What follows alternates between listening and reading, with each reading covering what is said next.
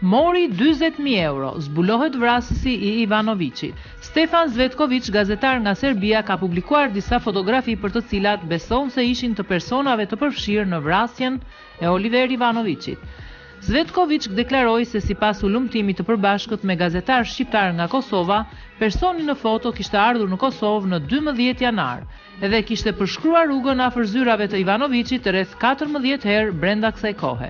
I njëjti person ishte larguar nga Kosova një ditë pas ngjarjes. Sipas informatave të siguruara nga tereni, besohet se asnjë politikan në Kosovë dhe Serbi nuk është i përfshirë në këtë vrasje, duke shtuar se prapavia e vrasjes është kriminale. Ky gazetar hulumtues thotë se për këtë vrasje ishin dhënë 40.000 euro. Zvetković, përveç publikimit të personit të dyshuar si vrasës, ai ka publikuar dhe 2 fotografi të tjera, për të cilat thotë se duhen ulumtuar për rolin e tyre.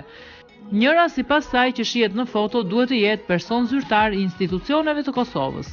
Sipas gazetarit, gjatë ulumtimit të tyre ishin siguruar qasje dhe nga kamerat e qytetarëve privat.